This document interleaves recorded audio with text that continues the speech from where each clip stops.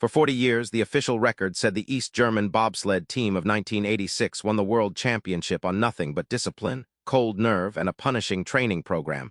But the country's own sports ministry made sure you'd never learn that the sled which crossed the finish line first wasn't legal, and neither was the woman driving it. That's the story they tell. It isn't what happened. Someone made sure you'd never hear this. Here's what the records were rewritten to hide. Bobsled is a sport of hundredths of a second. 2 athletes, 1 sled, a mile of ice, and a finish measured in blinks. In 1986, East Germany dominated it the way few nations have dominated anything. Their pilots were treated like state assets. Their engineers worked in secrecy, behind locked doors under military-style clearance. To the outside world, it looked like superior technique. Inside the program, it was something else entirely, a machine built not just to win, but to make sure no one could prove how. The pilot at the center of this story was 23 years old, a former track sprinter recruited for her reflexes and her silence. Officially, she won gold that year on raw skill. That's what the medal ceremony showed. That's what the press packet said.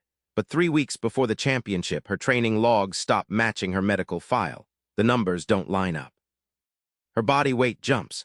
Her resting heart rate drops in a way no conditioning program explains. And the sled she rode, inspected, certified, cleared by officials the morning of the race, weighed 4 kilograms more than the one she trained on all season. Bobsled rules are strict about weight for a reason. Extra mass means extra speed on the push, extra momentum through every curve. 4 kilograms doesn't sound like much. On ice, at that level, it's the difference between silver and gold. The easy explanation is cheating, a heavier sled, hidden weights, an equipment violation like others the sport had seen before. Officials in other nations had been caught doing exactly that and been punished for it publicly within weeks. But this case was different, and that's what should have raised questions at the time. No inquiry followed. No inspection was reopened. The results stood unchallenged for 4 decades. If it were only a rigged sled, someone would have said so eventually. Someone always does. Engineers talk, rivals protest, reporters dig. Here nothing surfaced, not because nothing happened, but because the people who could have proven it were never in a position to speak. What actually happened runs through a program most fans have never heard of by name.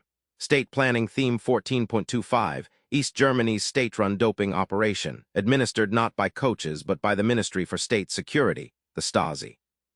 Athletes were told they were receiving vitamin supplements. Blue pills, some called them, injections logged as recovery treatment. In reality, many were anabolic steroids, dosed and tracked by intelligence officers, not physicians, and folded into files that were never meant to survive the century. Bobsled wasn't one of the sports historians usually associate with 14.25. Swimming and track absorbed most of the public reckoning after reunification. But sealed Stasi records, only fully cross-referenced decades later, show the Winter Sports Federation ran a parallel track.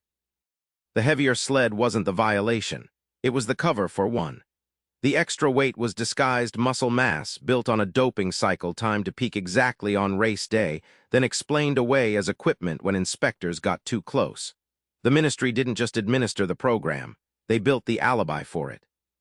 And when reunification came, when files were supposed to open and the truth was supposed to surface, thousands of pages relating to winter sports were quietly destroyed, not lost, destroyed, by officials protecting pensions, protecting reputations, protecting a version of history where the wall fell and the medals stayed clean.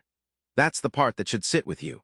It isn't only that an athlete was doped without full understanding of what she was taking, or that a sled was built to hide it. It's that an entire national apparatus decided a stopwatch mattered more than the people running against it. Every competitor who lost by hundredths of a second that year lost to a machine they never knew they were racing. Some retired without ever reaching a podium. Some never learned why the gap they trained to close never closed. The medals stayed in the record book. The names stayed in the archive. The truth stayed in a filing cabinet in Berlin until researchers pieced it together from fragments no one was supposed to keep. The pilot is alive today. She has never spoken about what was in those blue pills or whether she knew. Some records survived by accident. Most were burned on purpose.